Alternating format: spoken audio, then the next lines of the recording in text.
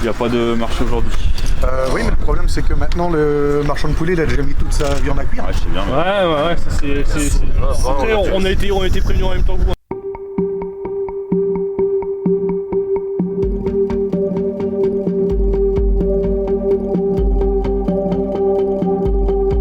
Direction l'un des principaux foyers de coronavirus en France, Crépy en Valois dans l'Oise. Depuis hier après-midi, figurez-vous que le maire de la commune est prié de rester chez lui. Il a, lui aussi, été contaminé.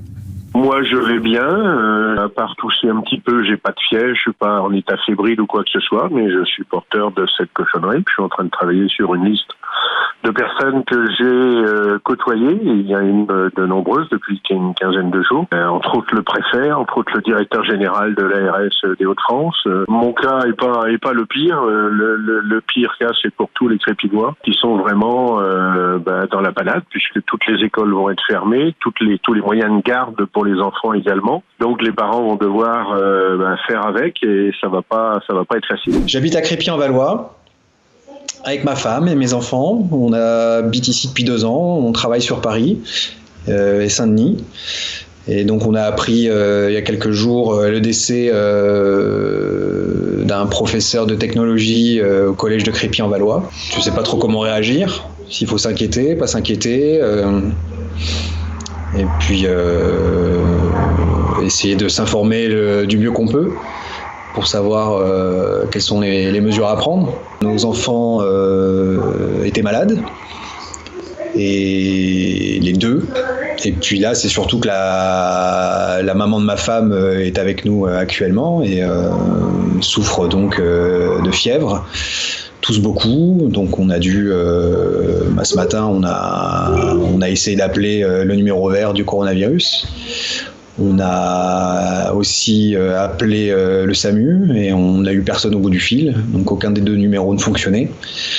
Donc on a appelé notre médecin généraliste qui revenait de vacances. Et puis on a dû lui expliquer la situation. Notre médecin généraliste nous a conseillé de rester confiné, de ne pas sortir de chez nous et de rester donc chez nous pendant 2 semaines. On est évidemment, on demande comment ça se passe pour effectuer un test, savoir si on est touché ou pas par le coronavirus. Et là, on se rend compte que, en fait, qu'il y a pas suffisamment d'infrastructures pour pouvoir gérer ces tests-là, et que la médecin généraliste donc effectue une liste des personnes qui ont besoin de passer ce test en urgence. Donc on est dans l'attente de savoir quand est-ce qu'on va être testé ou pas. Du côté de ma femme, donc elle a reçu des recommandations. Elle doit rester chez elle, confinée pendant 15 jours. Donc recommandation de l'employeur, enfin même ça lui a été imposé. Moi, j'ai prévenu mon employeur ce matin parce que j'étais un petit peu dans l'inconnu, sachant que les écoles sont fermées pendant 15 jours. Donc on a appris ça par mail. Donc on a reçu un mail du rectorat, un premier mail samedi, un second hier soir pour nous dire que toutes les écoles de Crépy étaient fermées pendant 15 jours, que les enfants du collège allaient subir certains tests. L'école primaire nous a contactés. Donc pour que nos enfants puissent avoir accès à l'enseignement à distance au cours du CNED, donc qui sera vraiment dédié à une classe à la maison pendant les 14 jours de confinement. Ceux qui n'ont pas la possibilité de faire garder leurs enfants restent chez eux avec leurs enfants.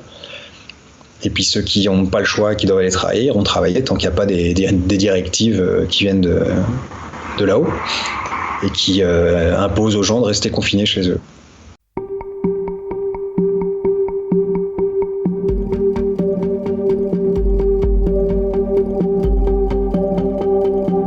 Les problèmes, ils sont plus d'être dans l'inconnu, de pas trop savoir où on va concernant ce virus, et surtout de s'imaginer que ça risque de durer beaucoup plus que 15 jours.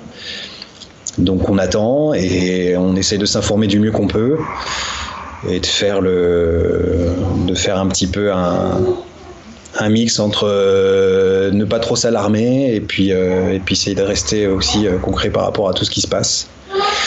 Donc on va attendre, on va prendre les choses au jour le jour, et puis on va faire ce qu'il faut au jour le jour et agir comme il faut, en attendant surtout des directives, que tout le monde puisse savoir ce qu'il a à faire et quelle conduite à tenir.